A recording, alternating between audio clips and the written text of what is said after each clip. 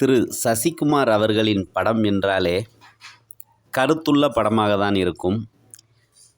படத்தில் முகம் சுளிக்கும் காட்சிகள் இருப்பதில்லை. அதற்காக குடும்பத்துடன் சென்று பார்ப்பதற்கு அனைவருமே விரும்புவார்கள். அப்படி அவர் நடித்து இறுதியாக வந்த படம் அயோத்தி. அந்த படத்தில் மொழி புரியாதவர்களுக்கும் நம்மால் உதவ முடியும், மதவெறி பிடித்தவர்களையும் அவர்களுக்கு நன்மை செய்து அவர்களின் மனநிலையை மாற்ற முடியும் என்ற ஒரு கருத்தை வச்சு கொடுத்தாரு. படம் ரொம்ப அருமையாக இருந்துச்சு.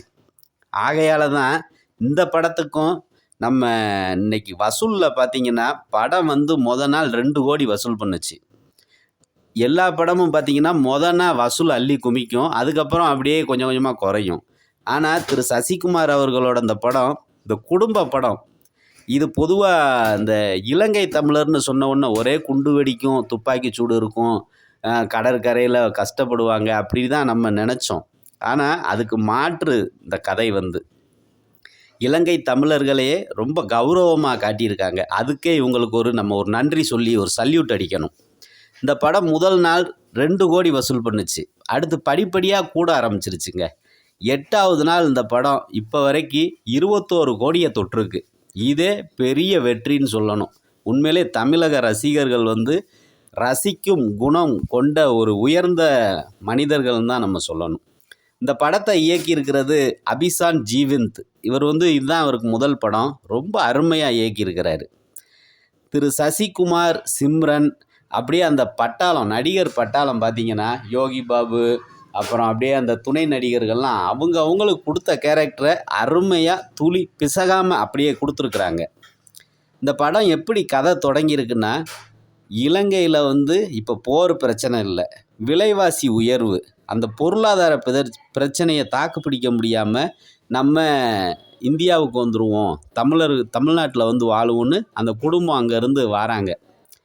அவங்க இங்கே வர்றதே பார்த்திங்கன்னா அந்த அவங்களோட 2 பையங்க குடும்பமாக வரும்போது அதில் சின்ன பையனோட காமெடி ரோலு தமிழ்நாட்டுக்குள்ளே கால் வச்சோன்னு ஆரம்பமாகுது. நல்லா ரசிக்கும்படியாக இருக்குது.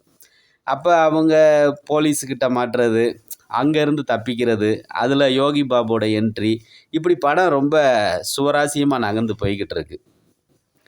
கடைசியில் பார்த்திங்கன்னா அந்த குண்டு ஒன்று வெடிக்குது. அதில் குப்பை தொட்டியில் தானங்க போட முடியும். அதை அவர் ஈழத்தமிழர் ரொம்ப சிறப்பாக நேர்மையாக செய்கிறாரு.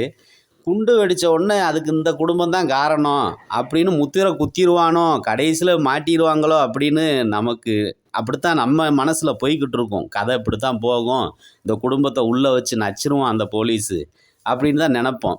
ஆனால் அப்படியே கதையை ட்விஸ்ட்டு பண்ணி அவங்களோட பழகும் தன்மையை அந்த மக்கள்கிட்டலாம், பலதரப்பட்ட மக்கள், சிங்கு இருக்காங்க, மலையாளி இருக்காங்க, எல்லா இனத்து மக்கள்கிட்டையும் ரொம்ப அருமையாக பழகி நல்ல பேரை சம்பாதிச்சு அவங்களே இவங்களை காப்பாற்றுற மாதிரி ரொம்ப கௌரவப்படுத்தியிருக்காங்க ஈழத்தமிழர்கள், ஈழத்தமிழை. உண்மையிலே ஈழத்தமிழ் நமக்கு காது குளிர கேட்க ரொம்ப சுவையான மொழி. ஆனால் அதை மக்கள் புரிஞ்சுக்கிடணுங்கிறதுக்காக ரொம்ப கம்மியாக தான் கொடுத்துருக்காங்க, அதிகமாக பேசலை. இந்த கமலஹாசன் கூட ஒரு படத்தில் முழுக்க ஈழத்தமிழில் பேசியிருப்பார். நிறைய வார்த்தைகள் புரியாத மாதிரி இருந்திருக்கும். ஆனால் இதில் அந்தளவுக்கு அதனால் அந்த வார்த்தைகளை அதிகமாக கொண்டுட்டு வரல. ரொம்ப சுருக்கமாக கொடுத்தாலும் மக்கள்கிட்ட பேசி நல்ல ஒரு பேரை பெற்று காவல்துறையிட்ட இருந்து அவங்கள காப்பாற்றுறதே அந்த மக்கள் தான். உண்மையிலே ஒரு அருமையான ஒருமைப்பாடை கொடுத்துருக்காங்க.